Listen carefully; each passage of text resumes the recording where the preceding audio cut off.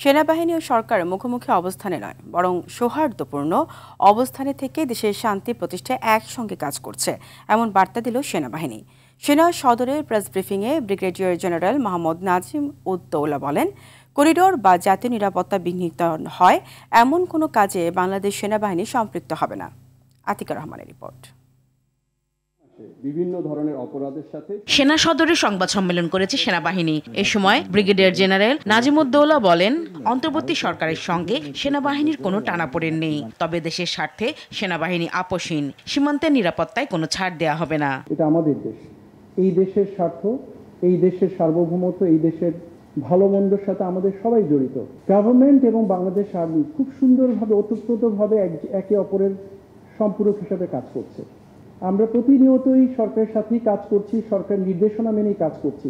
তিনি আরো বলেন, পাহাড়ের সশস্ত্র সংগঠন কুকি চীন ন্যাশনাল ফ্রন্টের ইউনিফর্ম বানানোর বিষয়টি তদন্ত করা হচ্ছে। এই ইউনিফর্মটা আসলে কেএনএর বা কাদের জন্য তৈরি করা হলো, আমরা সেটা খুঁজে দেখার চেষ্টা করছি। ডিভিশন অলরেডি কাজ করছে। একটা জিনিস আপনাদেরকে বলতে চাই যে কেএনএ বম ভিত্তিক একটা সংগঠন, তাদের সঙ্গে হয়তো অন্যদের সম্পৃক্ততা হয়ে থাকতে পারে পরবর্তী সময়গুলোতে। ব্রিফিংয়ে বলা হয়, গত 40 দিনে সেনাবাহিনী 241টি অবৈধ অস্ত্র এবং আগস্ট থেকে এ পর্যন্ত মোট 9,611টি অবৈধ অস্ত্র ও বিপুল সংখ্যক গোলাবারুদ উদ্ধার করেছে। আর অপরাধে সম্পৃক্ত থাকায় গত এক মাসে 1,969 জনকে গ্রেফতার করা হয়েছে। আতিকা রহমান, RTV, ঢাকা।